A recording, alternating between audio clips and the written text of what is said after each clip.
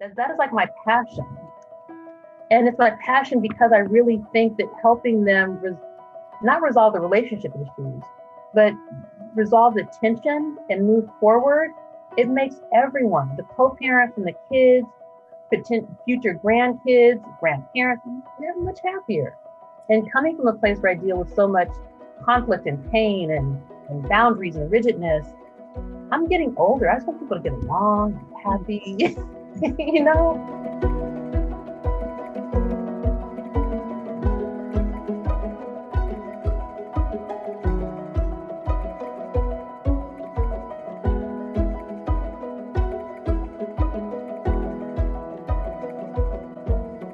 Children too often are collateral damage in their parents' custody battles. The trauma these battles cause in a child's life is difficult to justify. Meet my guest, who applies her expertise and training to teach parents how to minimize these battles for the sake of the children. Dr. Janella Street has been working with individuals, couples, and children involved in the family court system since 2006. She is a child custody evaluator, parenting coordinator, private child custody mediator, and co-parenting therapist. She has also provided expert witness testimony for child custody-related matters. Dr. Street specializes in working with high conflict co-parents. Recently, Dr. Street launched Introspective Comprehensive Co-Parenting, a co-parenting course that teaches therapeutic tools, communication skills, and stress reduction techniques to help parents improve their co-parenting relationships. Dr. Street earned her doctorate in clinical psychology from the California School of Professional Psychology. She has worked as a forensic psychologist for the state of California and as a child custody recommending counselor for counties in California. Currently, Dr. Street maintains a private practice in El Cerrito, California. Welcome to Black Parent TV. Thank you. Thank you. Glad to be here. Yes. I wanted to start this discussion and this interview with you, Dr. Street, on a very personal level. This is an interview that I both couldn't wait to have and absolutely dreaded. That's and the story of my life. Well, I can't wait to get into that because I'm sure that it is.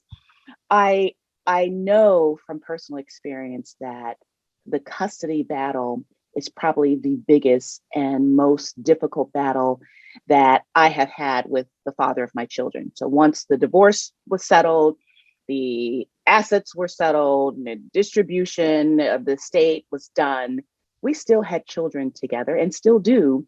And as long as we have children together, the potential of a battle still exists. Hopefully, we're doing a much better job. So I want to just tell you this really, really quick story. About a month ago, my oldest daughter and my youngest daughter were visiting, and we were with my mother and my father, my biological mother and my biological father. We were outside having dinner. My mother and my father have been divorced for over 30 years. My mother has since remarried, and my father has remarried in a couple of times too. But over the years, recently, they've been able to have, my mother and father, that is, a decent relationship, almost really a friendship. We were outside at dinner, and my mother and my father were at one end of the table, and they were talking to each other while I was in between. One daughter was next to me, and the other daughter was across from me. And my mother and father were reminiscing, Dr. Janella, about how they met and how they really liked each other. And I was like, oh, this is, in my mind, I was like, oh my God, this is so disturbing. And I found myself I didn't say a word, but the expression on my face that my daughter could pick up, I was sort of rolling my eyes. And then I basically had to say, I'll be right back, everybody. Got up, went to the kitchen to clean up. The next day, my daughters and I were out walking. The conversation about that exchange between my parents came up, and I said, I really had a hard time, girls, with their talking. I mean, after years of not being together and the drama in the marriage is just too much for me. And my oldest daughter said to me, and I'm going to try to not be emotional about this. She said to me, well, actually, Mom, that's what I hope you and Dad are like when you guys get older. Dr. Janella, that hit me like a ton of bricks and I've been divorced for 8 years now. So for my daughter to say that, like, she enjoyed watching the exchange between her grandmother and grandfather. I was the uncomfortable one, but she picked up, this is what I want my parents to be like when they get older. I don't think she was saying, I want them to get back together. I think she really wanted something else that she doesn't yet experience between us, that I'm thinking in the back of my head, she is experiencing between us. She's not. I wanted to launch this conversation with that story because I want to get your feedback on it and then go into what you're doing and why you're doing what you're doing and the difference that you're making in the lives of families. Okay. Well, thank you. That's actually a perfect introduction. And well, two things. First, I want to say that you're not the first person who's expressed dismay, confusion around their long divorced parents, reminiscing, and even contemplating if divorce was a good idea in the first place. I mean, after 20, 30 years of being divorced, these are conversations that parents are having in front of their now adult children. The second thing is, and this is what I really drive home to separated parents, you're involved with the court system until your child is 18, maybe early 20s, depending if there are special needs or not, college, if there's financial stuff around college. But you're children's parents for the rest of their lives. And this whole myth that you stop having to worry about the other person when your child turns 18, when they graduate from college, is truly a myth. You have college, you have breakups, you have weddings, you have grandchildren, you have new homes, relocating, all these events that you will both be attending with your children. And if you can do it with some respect, maybe not love, maybe not like, with some respect, and focus on your children, you'll make their lives and yours much easier in the long run. And that's one of the first things I say to parents when I interact with them, and almost no matter what the type of service I'm providing, because I want them to have a long-term perspective. I'm only going to be in their lives for a period of time. The court's only going to be alive for a period of time, but their children, they're forever. And that's the lens they need to take. Why is it so hard for parents to take that long view and for parents to get along? What is it? Pain. Pain is immediate and it takes all your attention. If you stubbed your toe right now and that sharp pain hits you, that's going to be where your attention is drawn to. So, and the reason for the pain varies. It could be someone, there was infidelity, there was financial irresponsibility, there was just old-fashioned growing apart on one person's end and the other person didn't want the separation. There is anger and frustration. There is the grieving process for the loss of the ideal relationship, not the actual relationship, but the ideal relationship that you now know will never be fulfilled because you were ending that romantic relationship, whether it was marriage or, co-parenting in the same house, long-term relationship where there was no marriage. When that ends, that idea you had of the hopes and dreams for that relationship also end. And that in itself can be very painful. So it's the end of the ideal. It's the pain of the ending of the ideal. I love how you frame it. It's very simplistic. It's not easy, but it's simple. It's pain. And we're reacting and responding on pain. And this is pain that lasts years. It doesn't seem to end. But Go it ahead. can. I won't say it can end. You can shift your focus. You can shift your focus from the frustration and pain of the ideal relationship to the reality of the relationship Mm. and accepting that the reality of the relationship wasn't working is much easier than accepting that the ideal was never going to happen. Ooh, that's good. Say that again. Accepting accepting that the reality of the relationship, what it was actually like to live in that space with that partner, Mhm. is much easier to accept the ending of that than the lack of the not realizing the possibility of that ideal. Mhm. I said it much more eloquently the first time because I was just speaking from my heart. Yes, so good. That's why we have we're recording this so we can repeat it over and over and over again.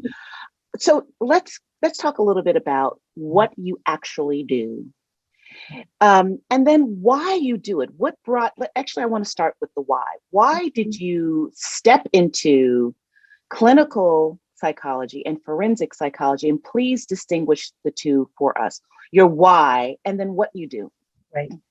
So clinical psychology, I would say for me was more of a calling. When I was an undergraduate, I started at UC Davis, Oh and I was an undergraduate there, and they had what they called the peer advising program, peer advising counselors.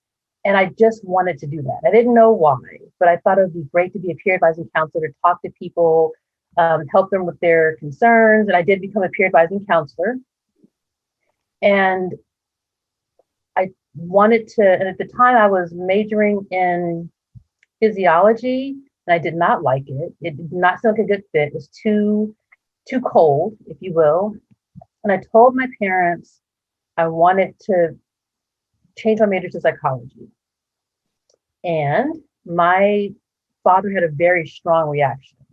First of all, in my family, we didn't see therapists. We didn't talk to therapists. The idea of talking or seeing a therapist was like, what's wrong with you? Like, yeah. we don't do that. Mm-hmm. So my dad said something to the effect of psychology is a major for people who, what was the quote? It's a major for people who do nothing and want to do nothing with their lives. Okay. Now, in his defense, he was architecture major from UC Berkeley in the 70s. So he saw, I guess the psychology majors and social work majors like out on the quad, making daisy chains, I guess. But and that's stuck with me, and I didn't change my major. And eventually I was really unhappy, and I decided to transfer to a historically Black college and university on the East Coast. So I transferred to Morgan State University. Yeah. And I transferred and I changed my major to psychology. It was a very difficult time for my family because one, their youngest was going to the other side of the world as far as they were concerned. I grew up in Sacramento, Morgan's in Baltimore. Yeah. And I remember my mom saying, we don't know anyone in Baltimore, as if that was the requirement for me to go anywhere in college. I changed my major to psychology, and I promised my parents I would be done in 2 years. So I took 7 to 8 courses a semester in summer school because I had no psychology courses. So I had to take all the psychology courses to graduate, plus Morgan's prerequisites that didn't transfer from UC Davis. After that, I went I worked a little while, then I went into grad school, clinical psychology. So that I didn't sit down and go through books and figure out that I wanted to do psychology. It was literally a calling that I could not ignore, even at the behest of my parents and strong disapproval and lack of understanding, because again, we didn't talk to therapists. When I was in school and I had to see a therapist as a requirement, they were like, why are you doing this? Now, the forensic piece is a little bit different. I want to say I more fell into that. When I was in school, there was a professor there who specialized in testing and assessment. And in psychology, you can do a lot of therapy, and you have different modes of therapy you can specialize in. And you can also conduct psychological tests and evaluations. The fact that psychologists do testing is one of the things that sets us apart from other disciplines. Psychiatrists don't do testing. Social workers and marriage family counselors don't do testing. So as a psychologist, it's one of the few things that I add to the field that is unique from other disciplines. And so I knew that I wanted to master that field. And it's always something that we can bring to the table. So I focused on an area that would allow me to do lots of testing and assessment and get lots of experience in that. At the time, the training opportunities for testing and assessment were limited in a sense, but you got a lot of experience in the forensic training sites. So my first one was at the California Youth Authority. Mm-hmm. My second one was my pre and postdoc were at the Vacaville Psychiatric Program within the prison system. So with that background, I did a lot of testing and assessment in a forensic setting, and it was in the prison system. So when I got out, I was qualified to do a lot of testing and assessment, but I also had a unique experience of working in a prison system. And so I spent a lot of time doing contract work in various prisons. That led to one, I realized that I didn't scare easily. And I developed this interaction with clients who at the time, pre and postdoc. So I was like early in my career where you had a connection, but you also had very strong boundaries, very clear, very strong boundaries with a lack of concern about the likability of you towards the person you're working with. And that's not necessarily the case when you're doing just kind of general old-fashioned therapy. Because you need that connection. Right, you need that connection. But I had to find a way to connect with clients who needed help without building a personal relationship and without trying to have that kind of connection where you were sharing little bits of yourself. Mm-hmm. Because at one point I was working on death row at San Quentin. Mm-hmm. I really didn't want to share anything. And so with that combination of these high conflict families, I found that I did really well with these high conflict families because I had really strong boundaries. I can deal with strong emotions and help people manage them by giving them tools without taking on the emotion. And in this line of business, I tell people from the beginning, you may love me at times and think I'm the smartest, most wonderful person in the world. You may hate me and want to call me all kind of names out my given name. Mm-hmm. And either is fine with me because I'm still going to do my job. I'm still going to make my decision. I'm still going to follow the data to do what I think is best for your children. And I'm going to remind you throughout the process that I'm doing what's best for your children, not for you, not for your former partner, not for your financial situations, but for the children. Okay, so you kind of transitioned into, I want to make sure I get this part of the story correct. You transitioned into the child psychology field from the work in the prisons. And not directly. When I was in school, they had a family forensic track. And the family forensic track gave me background on child custody evaluations. And while I was also doing the prison work after I got my license, I started working with family court in one of the smaller counties in California because I was interested in doing working in the forensic field. I want to define forensic field for you in just a minute with families. Mm-hmm. Because that's kind of when I made the promise to my parents years ago about psychology, I did tell them I'll be working with kids. So when I got that first placement at California Youth Authority, my dad was like, you said kids, but these kids are locked up. So there was, and I do like working with children.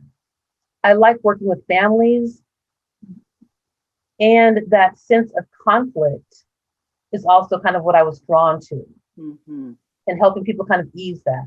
Because you don't scare easily. I don't scare easily. That's one of the reasons. Okay. Yeah, and like I've had people yell at me on the phone, or in person, and as long as it's not in a way that I feel is disrespectful, then I let them express their feelings. And if I feel it's crossing a line, then I let them know in a professional but stern manner. Okay. So, all right, that helps. Now, can you define, you were going to define the family forensic track, because that's really important. Yeah. Forensic is anything to do with the legal system. The forensic psychologists range from individuals that work in the prison system to psychologists that specialize in jury selection, to qualified medical examiners with workers' compensation cases. Mine happens to be family forensics. So in family forensics, I conduct court-ordered psychological evaluations for people that are in this case, family court, but I've also done it for people that are involved in civil cases and criminal cases. I do child custody evaluations, and those are court-ordered. I do parenting coordinating. Those are stipulations that parents can come to, and I do co-parenting therapy, which is also commonly court-ordered. All right, I want to talk about the parenting evaluations that you have to do. I can imagine, now, most of us, those of us who haven't, thank goodness the father of my children and I didn't have to go through that, but that was a consideration at one point. Okay, and it's a scary thing. So in the absence of having really been in it, I've watched the TV shows. And I know it's silly, but I watch the TV shows and I'm like, this is horrible. This is like any parent's nightmare. So what is it like for you? I know that you have thick skin, but what is it like for you to have to go and evaluate a parent with respect to custody? And what is it like for the parent to be evaluated? Well, one of the things I say in the beginning to parents of an evaluation is that this is it's a invasive. That's the word. Expensive, time-consuming process, and neither you nor I, nor the other parent or the judge or the attorney know what's going to come out in the recommendations. Oh, so it is an unknown. It's a complete unknown. Unknown. And I don't care who you are. If I were to go through a parent child custody evaluation and they comb through my life, they're going to find something to critique me on, or something I can improve on, or something that I may disagree with, or have an interpretation of a statement I made that I don't agree with. And that's the nature of the beast. And I tell people that up front to set expectations. There will be things I say in the report that you absolutely do not like and disagree with. And I'm not going to change it unless there's there's data to show that was a misinterpretation. And there are going to be recommendations that I come up with. Some of them you're going to like, some of them you're going to hate. And the same is going to be true for the other parent. I would imagine that there are custody evaluations that are absolutely necessary because we're dealing with the mental health of a parent. Now, I would imagine that there are custody evaluations because the two parents are just fighting over who's the better parent. That's the more common. Talk about that, please. Well, that's the more common because people have a hard time accepting that now that there's a separation, that the other parent can do the things that they weren't doing in the relationship. It's also really common because some people get very stuck in that how their children should be raised should be how they choose to raise them, as opposed to how they choose to raise them in their home versus the other parent's home. There's also typically not necessarily a clinical mental disorder, what we call a personality difficulty or personality challenge that makes it difficult for a person to accept or give in to another person's desires and regarding their children. Are we talking about something like one parent is a narcissist or something? I mean, yeah, I was really being nice about it, but yeah, one parent. Okay. Right. Say it then. Yeah. Okay. Yeah. Okay. It doesn't have to be a full-blown narcissism. It could be even a mild version can create enough tension and enough disagreement to push a case to evaluation. Mm-hmm. So the parents are blowing money, blowing time, taking their children through unnecessary drama, because I know you have to interview the children too. I mean, if you can, if they're of age where they can. Yeah. I'll tell you the steps. There are multiple interviews with the parents, a minimum of 3, sometimes 4. There's psychological testing of the parents that can include 2, sometimes 3 or 4 tests, depending on what comes up in the first 2. And there's interviews with the children. There's home visits. And sometimes, depending on the age of the child, parent-child observations. There's interviews with collateral contacts that could include therapists of the children, therapists, current or past, of the parents, couples therapists, could include teachers, pediatricians, childcare providers. Yeah. All right. So how do you know if the parent, when you go for the home visit and they're not just putting on their best behavior, they're putting on the front of all fronts. Oh, well, it's so great here. First of all, you do know that. Like I've had, my colleagues and I sometimes laugh about this. Parents can plan as much as they want. And a lot of times you sit in a quiet corner, you're kind of taking notes and it goes along and they're just doing their thing and you're observing and everything's fine. Other times a kid will say something and you're like, Like one time I was at a house and it was a teenage boy. He was sitting on the playing video games and I was looking around and he was like, "You like them? They're new. All pictures. You like them? They're new." Yeah. And another time, this is on one of my earlier cases. This was so with that case that you just talked about, I mean, we're clearly talking about something had been staged while these new pictures. Yeah. Okay. And you just take that into account. I mean, there was nothing that the house was in a good condition. He couldn't have staged everything. The furniture wasn't brand new. It seemed like, he called in the housekeeper and spruced up. And this happened to be a dad's house. He called in the housekeeper and spruced up. What he couldn't stage was his son interaction with him. Couldn't stage that. Mm-hmm. That was a snarky comment by the son. He knew that he was kind of like telling on dad. So, and that, those threads go throughout the evaluation. So you put everything into context of what it is. Another case that was done years ago, this was a 6-year-old child, and I was doing the observation. In this particular case, because of the factors in the case, I asked the parent to be doing an activity with the child so I could observe their interaction. They did. I think they cooked. They cooked muffins. Everything was going fine. I've already announced that the evaluation is wrapping up. I'm getting ready to get my things together and leave. And the little boy comes in and says, "I'm thirsty." And mom says, "Well, go to the fridge, get me a drink." He goes to the refrigerator and pulls out a baby bottle, like a literal bottle. And how old did you say this kid is? 6. Okay. He pulls out a baby bottle and is drinking water from the baby bottle. And I was like, "Well, do you always drink from the baby bottle?" And he said no and walked over and said, "Sometimes." Oh, okay. Okay. All right. Now, mind you, there had been a court order for that to have stopped over 6 months ago at that point, because that had been an issue in the that had been an issue in the custody dispute. That he was still nursing. Mm-hmm. Wow. Mm-hmm.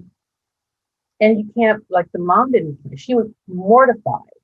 I got emails, trying to, explaining, he had a cold and, just, so home visits, I would say 80% of the time, they're, yeah, they're staged and everyone kind of behaves. But then there's that 20% where something like, something pops up, there's a snarky comment or revelation of something that was said to have stopped months ago is still going on. I've had kids have tantrums and, you kind of watch how the parents manage that. But most of the time they're just, you go, you do the. So what are you looking for? When you go to these home visits, what are you really looking for? So are you looking for a dysfunction? No, not. Well, when I start an evaluation, I'm not looking for any problems. Uh-huh. And typically, because people are telling me all the problems, they don't do this and they do that, and they're gonna cheat it and he da da da da. I'm looking for what goes right, because that's what everyone's denying.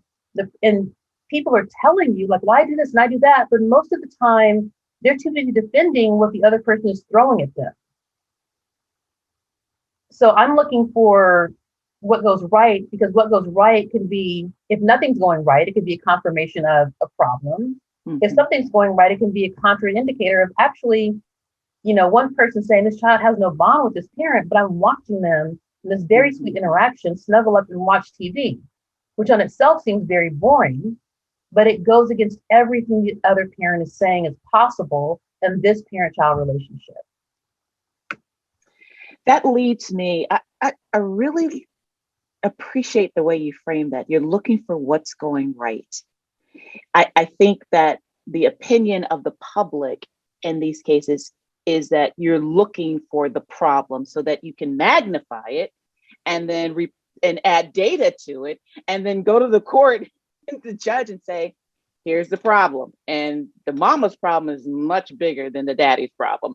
But I didn't realize that that's how people view it, but I guess it's true. But from my perspective and some of my colleagues' perspectives, I'm sure, is that everyone knows what the problem is. Like, everyone knows all the problems. So that doesn't need to be identified. Mm-hmm, mm-hmm.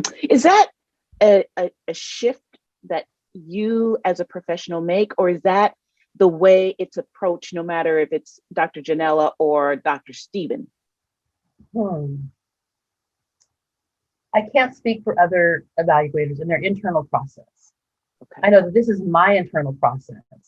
And I think that's my process because I focus on the children. Mm-hmm. I'm not, and my core belief around parenting is that children benefit from interaction with both of their parents. And neither parent is perfect. And there may be one that has more natural parenting ability. There may be parents that needs more support. Mm-hmm. But needing support does not make you a bad parent. Being a more natural parenting person does not mean that you're going to be so good the child can successfully function without the other parent in their life at all. That's good stuff right there. There's also, it sounds to me that there is a lack of understanding on the part of parents that the child does need interaction with both, even if one parent is really off the wagon in some way. They need that. And that's hard to understand and accept, because we rather see our children function nice and well with just the one parent. I'm fully capable of making sure they're fully functioning if they're just, with me. Right. I don't have that positioning. I don't have that mindset anymore. I've learned so much over the years, but there was a time when I felt that way. And I know that I'm not alone. Right. And not only do people feel that they're fully functioning, capable to be the sole parent, but if I didn't need that person, if that person wasn't good for me in my life, then why do my children need that person? Right. Because they are an extension of you. Mm-hmm. And that mindset kind of solidifies that, well, I can do this. They Mm. can have every other weekend with a supervisor watching them for 2 hours. And I got Mhm. everything else. Yeah. And that's usually not the best for the children. And, there are exceptions. If there's been abuse and neglect and other things where the parent needs a lot of support. Yeah. Uh, What is the difference? This is so fascinating to me. mhm. What is the difference that you really want to make in these co-parenting custody battles where the children are right smack dab in the middle? What is it that what is your outcome for this? My ideal outcome would be that both parents recognize the benefit of the other parent and the positive aspects of the child's relationship with the other parent. If you can focus on the children having a good relationship with the other parent, how that benefits them, then a lot of the tension can decrease.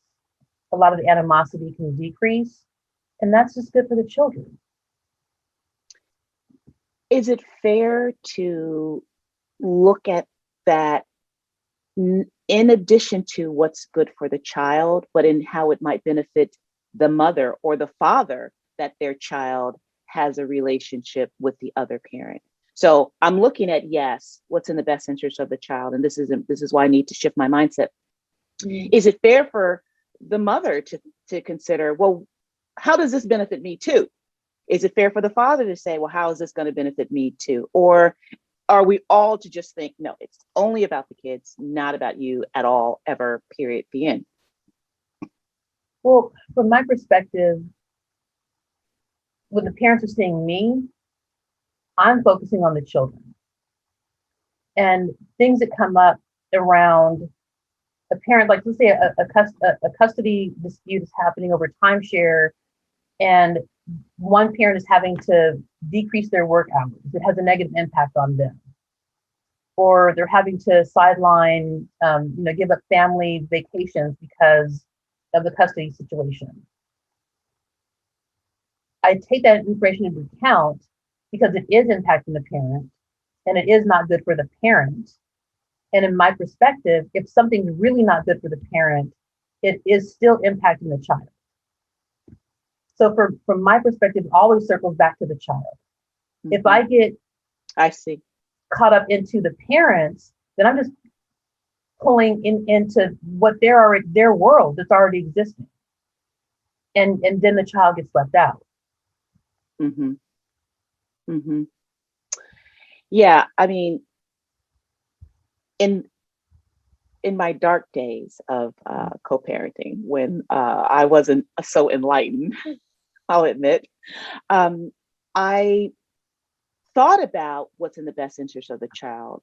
Mm-hmm. And then I was also thinking about, well, what's in my best interest too?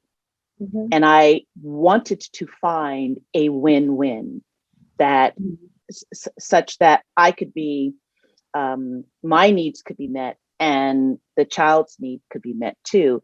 And on many levels, I felt somewhat guilty about considering what was in my best interest too. But I was operating in terms of what's in my best interest too. And that sometimes presented a conflict. But I wanted to at least honor the fact that I was looking at, I'm a parent and I need to have stuff workable for me too. Right. And I think that's completely valid and important. And I think that there are other people that can help parents, or other roles, I can say other roles that can help parents focus on their needs and what's important to them and how to find that balance. As an individual therapist for parents going through a divorce, that's my role. Mm. But that's much different than a custody evaluator. And in that relationship, I am building rapport. It's a more traditional therapeutic relationship and a therapeutic alliance where I am focused on that individual, taking into account all the different aspects of their life that they're going through, but focusing on how they can take care of themselves and create space for themselves. and find resources for them to help themselves with, of course, not ignoring their children, but the focus then for me shifts from I'm not thinking of best interest of a child. That's not my role. I'm now thinking of my individual client and helping them. Yeah, I get you. I want to tell you one other piece of what I was dealing with, because I do think that I'm not alone in this, and get your reaction to it. One of the things that I had to come to realize was that my child's relationship with their father takes nothing away from me as a mother, as a human being. If anything, I could use it to enhance my relationship with my child. And when I gave up that disposition that somehow I'm going to lose, it really did change the dynamic between I have 4 children, my children and me. And over time, the dynamic between the father and me. And I don't mean to sound like I'm the one that stepped up and became mature and therefore things are better, but I do want to acknowledge that I had to really stop taking it so personally that there was something damaging that was going to happen in my relationship with my child because they were having a relationship with their father. And in fact, if I'm going to be real honest, oh God, there were times I was hoping there was a problem between child and father, so I could feel like, see, I'm the better parent, told you. So I just want to be really, really raw with this, because I think there are people who are experiencing this and don't know how to. Okay, so speak to me. Absolutely. I mean, and again, I've come a long way, baby, but Yeah. these were some real experiences. Yeah. I mean, that fear of losing that competition, or sense of it's either me or him or the other parent, that's real. And when we respond out of fear, regardless of the situation, we usually don't make the best decisions unless we're like being chased by a bear. So outside of like, life and death, responding out of fear, making decisions out of fear don't lead to healthy outcomes. Yeah. So you have used 2 very powerful emotions in this conversation, and I just want to highlight them because they are central to what happens. You've mentioned first pain, and now you've mentioned fear. Those 2 are a toxic brew. And honestly, those 2 emotions feed my practice. They feed. That's why me and my colleagues and I exist. Isn't that something? Okay, so I want to segue into what you were already giving us, which were some stories. You gave us 2, which were really great. Could you share a 3rd story with us about an experience you had, and then the outcome of that? And I know that we're still dealing with some privacy issues, so to the extent you can. So I'll tell you a story, and it leads to it circles more around the process of the evaluation, excuse me, and then the outcome of the report. And I'll just start by saying, as an evaluator, I rarely know what happens to my report once I turn it in. I give it to the court, I give it to the attorneys, and it's like it goes into a black box. Typically, I don't hear from anyone ever again. Really? Really. Unless there's a subpoena, unless the attorneys want me to explain something, which again is rare. Even subpoenas for me have been rare, considering my colleagues, for some reason, I get fewer subpoenas to testify in court. Or unless there's another case with an attorney down the line, and I say, hey, what happened to that so-and-so case a couple of years ago? And they'll say what happened. But typically, I turn it in and it black box. So a few years ago, I did a case. It was considered. And I'm sorry, Dr. Janella, just before you give that part, how many hours are we talking about that you have put in from the beginning to delivering of the report that then goes into a black box that you may never hear anything else about? Between 40 and 60. That's significant.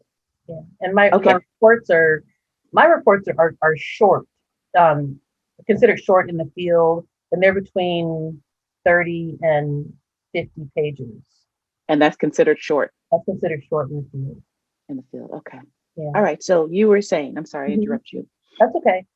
Several years ago, I was ordered to do an evaluation for a family, and it was considered a move away case, even though both parties were still going to be in Northern California.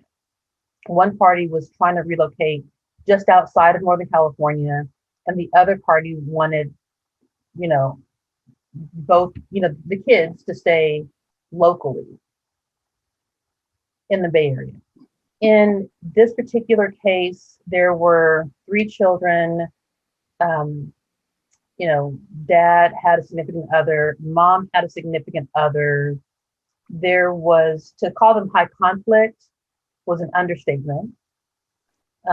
Multiple police reports. There were allegations of domestic violence on both sides.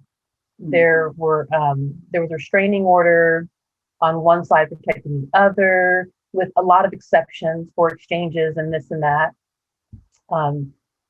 And I interviewed both parents multiple times, did the home visits where one parent was staying on record was not where they were actually staying. So instead of doing the home visit in the house where it was on record, I had to do the home visit in the other house. The other parent didn't know where that house was. The parent that was local, I did a home visit there. Then I did a home visit in the place where they thought they might live if they were moved outside of the Bay Area. And three kids, three different, very ages, different experiences with the parent, multiple therapists. The children had an attorney. They had their own representation. There was a lot, and records. I mean, file boxes full of records to go through with the allegations and I got court transcripts. I hate reading court transcripts, but I had to, because you have, this person says this, but the court says this, and this was written wrong. Attorneys who typically have, professional relationships clearly did not get along, didn't like each other. I mean, there was animosity on every level. So I do the evaluation, I do the report, I turn it in. Crickets. I'm like, that's good, right? It's done. I erase it off my whiteboard. They're done.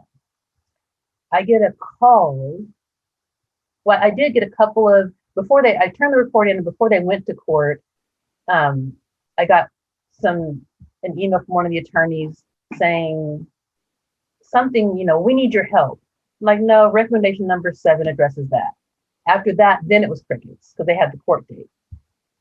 And everything was quiet. A year and a half, 2 years later, I get a call from one of the attorneys. Oh, hey, we need you to do an update on that case. Really? Okay. Well, what happened? Like, what's the up? Like, what's new? One of the parents wants to move to another state, significantly far, 5-hour plane ride away. Okay. So where is that parent now? Oh, they never moved. Where's the other parent? Oh, they never moved. Where are the kids? Nothing ever happened. Everything was literally the same. Literally the same. Well, what about the recommendation number 6 and 7 and 8? Oh, we never agreed to submit your report.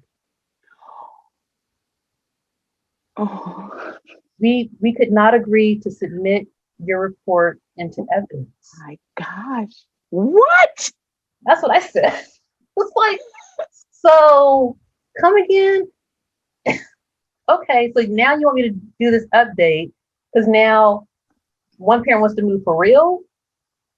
Well, it turns out the other parent had gotten married and the partner had moved and she wanted to move for real, like she had to move. So, um, and when I agreed to do the update. When I say this was a family. It was quite literally in the same place they were 2 years ago, but with increased behavior of the children and increased animosity because now that one parent was trying to move significantly further away, the other parent was really upset. I mean, they were upset about the 3 hour drive. Mm-hmm. I got a plane ride, they were hitting the roof. Allegations of abuse were flying back and forth. The therapist was riled up and upset and ended up withdrawing in the middle of the update. An attorney had quit and come back on and quit and come back on. And one of the therapists said, I think we all have post-traumatic stress disorder. Yeah. Yeah. And I turned in my update and I got And what happened? Well, I got subpoenaed to come to court and I went to court and I testified, which was the only way both reports would get into evidence because one of the parties was refusing to allow my report go into evidence. And just to keep, it was the opposite of the party the first time. So the first time one party refused and now the other party was refusing. Mm-hmm. Mm-hmm. All right. Now I want you to take us all the way out to the children. How many did you say was 3 children? 3 children. Of various ages. What happens to the kids psychologically, emotionally, socially, when they are part of that kind of drama? I mean, what happens to them in that respect? Depending on the age and the situation, they can shut down. They can have basically develop a clinical depression, an anxiety disorder, difficulty forming close relationships, difficulty maybe not right away, but as they get older in developing close, personal, trusting, intimate relationships. Mm-hmm. So they're messed up. Yeah, they're messed up. And in this, it wasn't happening, but oftentimes because of the ages of these children, the oldest child will become parentified. And that didn't happen in this case there were other issues. But I've seen when there's multiple children, with one being, old enough to take care of the younger two, that's what happens because you have these little people going from place to place. And one consistent is this older child who then becomes the de facto parent in both homes. Mm-hmm. Dr. Janella, I know you told us how you have thick skin and you're not afraid. Has there ever been a case where you came home and just cried your eyes out? There hasn't been a case where I've cried. But there have been cases when I've been truly worried. And I say I haven't cried because I think I just get exhausted. But there are cases when I'm worried. And I think when I gave that story, I talked about the report not being admitted to evidence. You can do all this work and it just kind of like sits there. Another example is a case that the court gets your report, gets your recommendations, and the judge says, no, I don't, no, I'm going to do this. And I warn parents about that.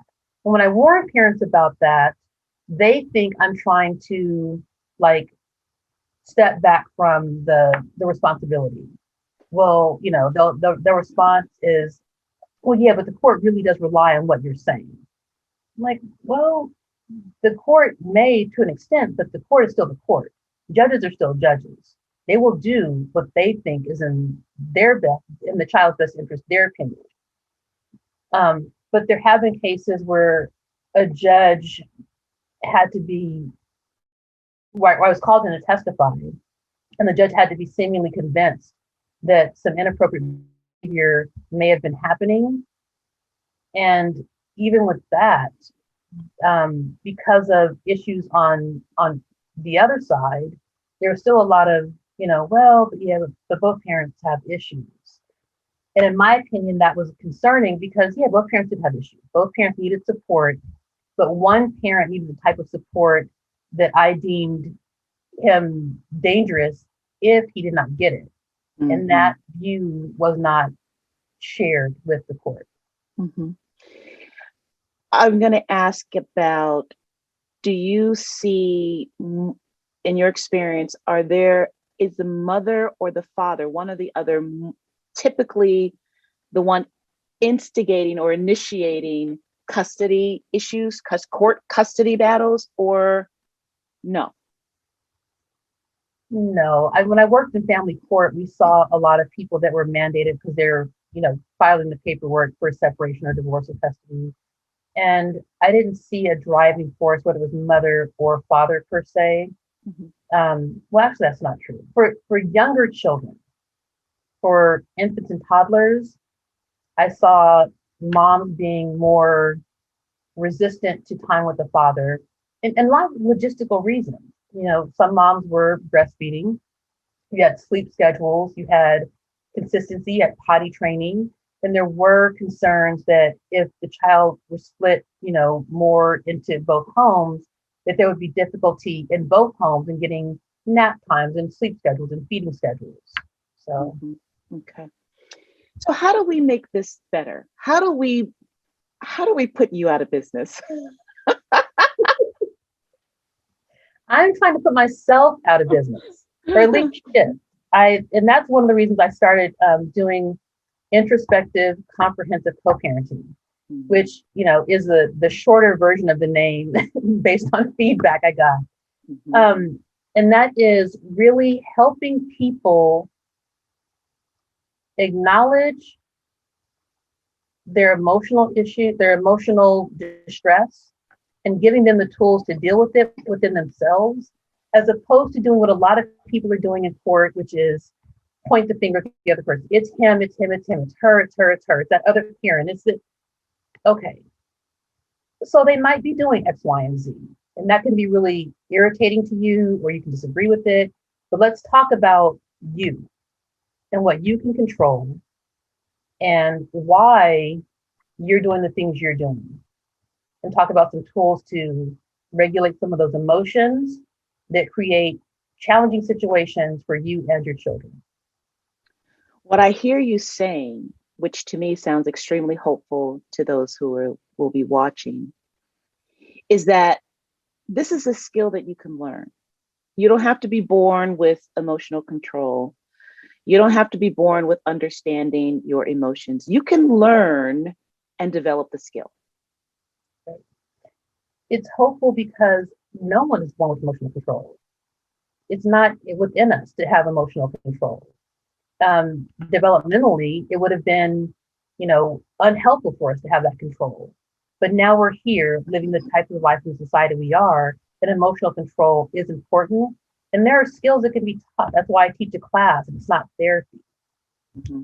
So you can learn these skills to have emotional regulation, stress reduction, to be able to identify a problem, whether that problem is your emotional state or an actual problem, and then take tools to solve the problem. Mm-hmm. So there are three. I don't know that blame is an emotion, but you brought up blame, and it's an action driven by something, some emotion, I would imagine. But that's a big, fat, juicy problem that keeps us from being introspective. Your program's called Introspective, Comprehensive Co-parenting. And I know you chose the word introspective intentionally. Absolutely. Talk a little bit about that. Introspective is looking in at yourself and seeing what you can do or what you are not doing to move forward. It's not thinking about all the things you did wrong. It's not thinking about how great you are. It's thinking about what you're doing, what you can do, and how you are going to move forward with what you can control versus what you can't. Yeah. And I look at introspection, the ability to be introspective, as a place of power, a place of personal power. Mm-hmm. And in the absence of that, you really live a victim's life. and you act out accordingly. You behave accordingly. The introspective part is really, really a word that I love. I know that being introspective can be uncomfortable in and of itself. There's pain, there's fear, yes, and there's the inclination to blame, right. that comes along with. There's doubt. There's a lot of self-doubt. A lot of self-doubt. Meaning what? Meaning, can I really do this without the other person? Can I really? And doubt you don't want to verbalize, because if you verbalize that, your fear is that people are going to clamp onto that and say, hell no, you can't do that. You can't. So pain, fear, and doubt, like the trio of bad decisions. So is it the pain, fear, and doubt that lead us to blame? It's easier. It isn't it? Much. Much. It's so much easier to blame than to take responsibility. Yes. Yeah. Okay, so that's a great segue to the resources. Why don't you talk a little bit more about your program as a resource and any other resources? If we could have 3, it would be great, that you would like to offer up. Okay. So introspective comprehensive co-parenting, it's ICC for short. It is a 8-week course. It meets once a week for 90 minutes over 8 weeks. It gives you 12 hours of co-parenting education, and we focus introspection. So looking at yourself, what you can control, and how, and the how, which is also important, how you can control it. So stress management, I call them negative thought traps, identifying them and how to avoid them.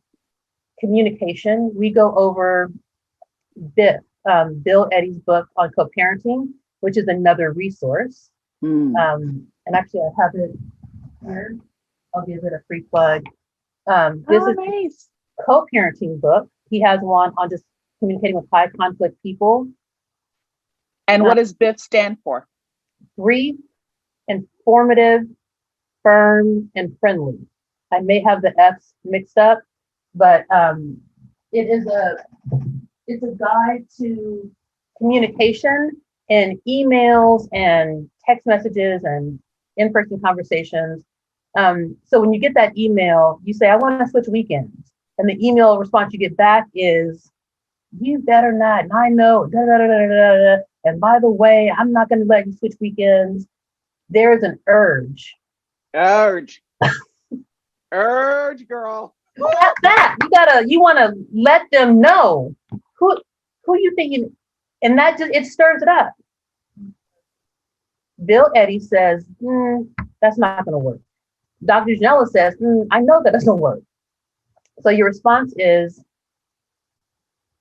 I received your email. I understand that you do not want to switch weekends. Thank you for letting me know. Goodbye. And it doesn't feel as good as the clapback. It doesn't. But you can still have that response. You can still call your girlfriend, call your mom or your sister, call your boys, let them know what she tried to do or what she said. But you don't need to do that to that person. That's just stirring up the conflict. You're just entering this rapid fire back and forth. And in that little weekend, 5 emails later, no one's talking about that weekend you wanted to exchange so you can go to your cousin's wedding. That's lost. So reel it back. When you have that level of stress, I call it stressed emotional response, when your bucket is overflowing. And typically it's not just about family court custody. You also have a life. You have a job. You may have a new significant other. You may have whatever. Stress. Handle that. Know what you're responding to. So that's what we go over in the course. Okay. That's really good stuff. So when I'm ready, when I get that text message and I'm ready to tell him to go kiss my ever loving so-and-so, your course will teach me how to reel it in. Yes. Use a strategy or technique. Yes. There are tools. There are tools in your toolbox for you to take a break, set the phone, do not respond to that text and do this instead. Mm-hmm. Which means that I'm going to have to absolutely practice that tool. It can't just lay in the toolbox. Right. I'm going to have to apply it. And you can't start with that text. You have to start with maybe a email from your brother asking to borrow money. No. Yeah. So that's okay. Let me practice this because I don't want to give him another X amount of dollars for him to. Yeah. And we go through there's a workbook and there are exercises in the workbook and we talk about how and when to practice these things. Now, is this course virtual in that I can go at my own pace, or are there live components to it? Right now, this course is live. It's a virtual in that, we meet via Zoom webinar, but it is a live course. And I do that because it's a class. And having the interaction with the other parents is an important part of the class. Because one of the feedback I've gotten is that, oh, I'm not alone in this. Or, oh, I've been doing this, and that apparently is a little over the top. Based on what Do you do practice within the course so that people can learn how to use the tools that you're? Yeah, we do. Okay, so it's not just cerebral. It's not just academic. Oh, no. It's an hour and a half. And because I present information and we do workbook entry information and you give feedback. One of the feedback I got for the course was it should be 2 hours. I just didn't want to extend the course to have it 2 hours a week. But there's a lot of practice. And any parent can go. It doesn't have to be a co-parenting, because you have co-parenting in the title, but you're not saying both parents have to be present for the course. Right. And not only do both parents have to be present, co-parents cannot enroll in the same section. Oh. So every month I start a new section. There's section 2 starting next week, May 4th and May 8th. And co-parents have to sign up for either Tuesday or Saturday. Because it's hard to be introspective when the person you would rather focus on is right there also in the screen or within the room. That would be a problem. Okay, so we've got your program, Introspective Comprehensive Co-Parenting. We've got the book, Biff. Yes. Is there a third resource that you'd like to offer up? I encourage people going through a separation or divorce or any life change to get individual therapy. And I think it's important. It doesn't have to be long-term therapy, but it's a place to process those emotions that you have, that some that you are very aware of, others that are more difficult to tap into on your own or without processing it. And therapy can also give you some tools to help you manage some of those things, those emotions, those anxieties. Yeah. That's hard for the Black family too, as you mentioned in the beginning of your story. So in the understanding that's tough, what would you say in addition to that for those who are, we don't do therapy? I think one of the things that I tell people in our communities is one, therapy is not for crazy people. I think that's a stigma that if you have therapy, you're crazy, or even worse, there's something wrong with you. Like when I was in grad school going through, it was like, what's wrong with you? What's going on? Like, nothing. This is a requirement. But therapy is a tool to get people to get help. There's nothing inherently wrong with you if you get therapy.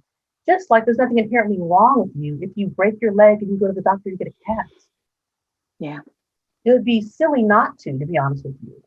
Yeah. So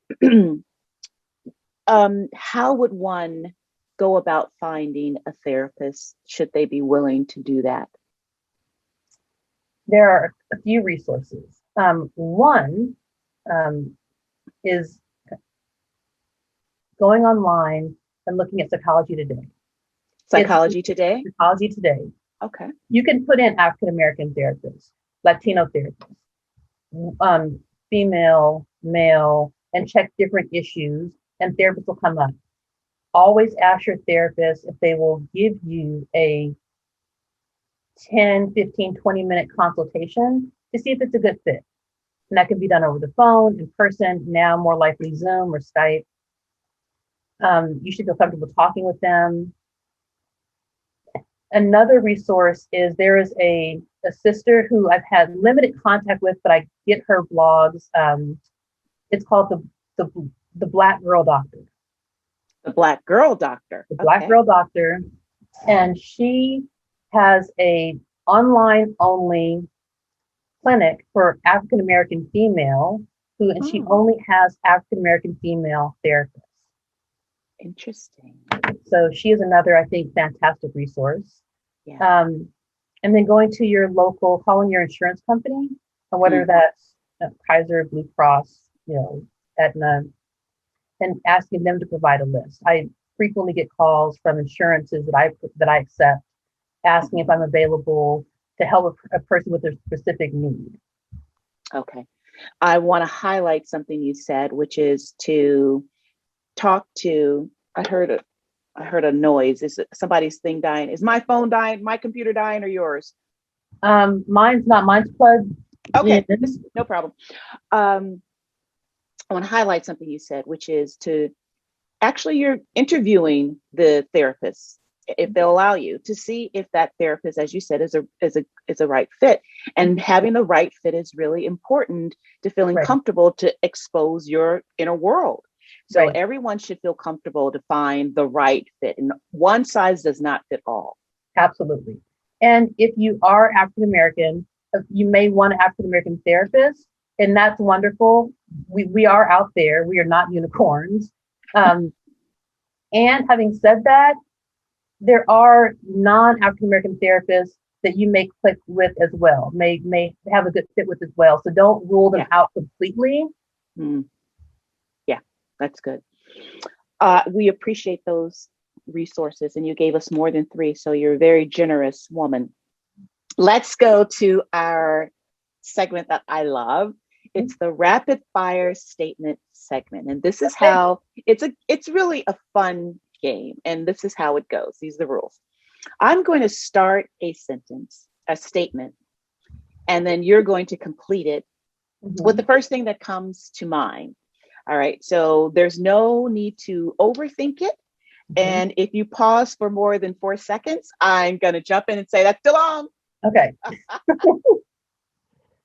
And there are 10 rapid fire statements. And I'm going to start with number 10, and we'll go to 1. Okay. All right.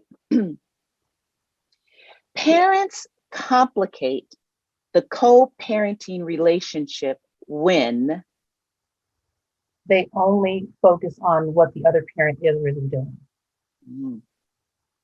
9, the one thing children really want to say to their fighting parents is stop. Stop. Ooh, yes. Stop! Right. I've heard that before. Yeah. 8, co-parents are actually fighting about their dignity, their pride, their ego, their pain, their fear, their doubt. And you didn't name a child in that completion at all. Number 7, if a co-parent wants to win, they will learn to compromise. Okay. Number 6, oh God, that's so hard. Number 6,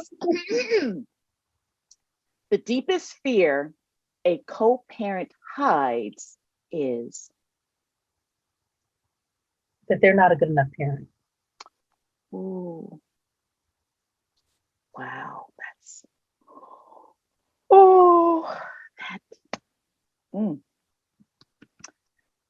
that hits. Okay. I'm the interviewer and not the crier, so let's keep going. Oh man, that was good.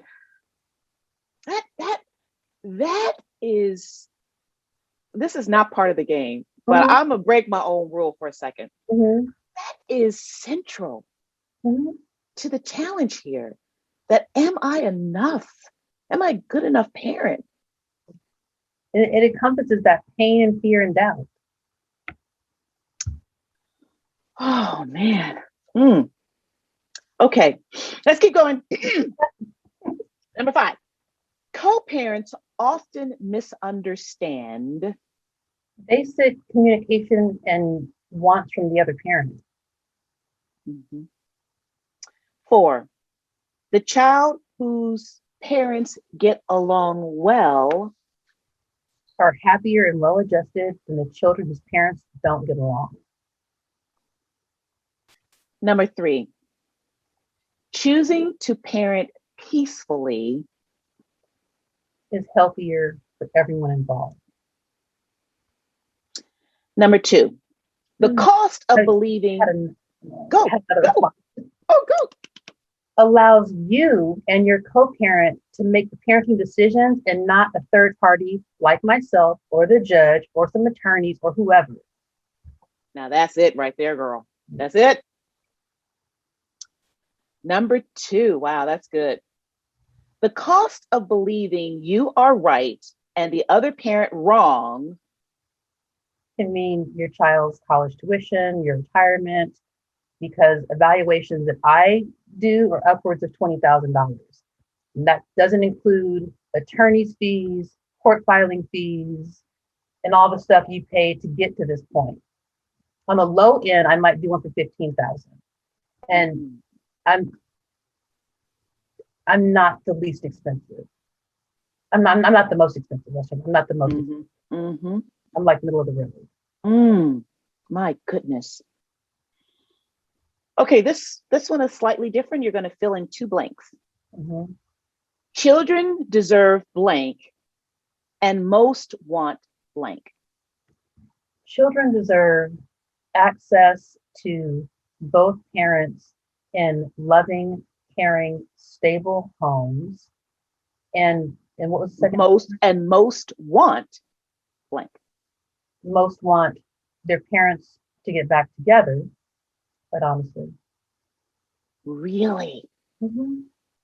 It's an ongoing fantasy that a lot of children have. Which brings me to what my daughter was saying in the beginning of the story.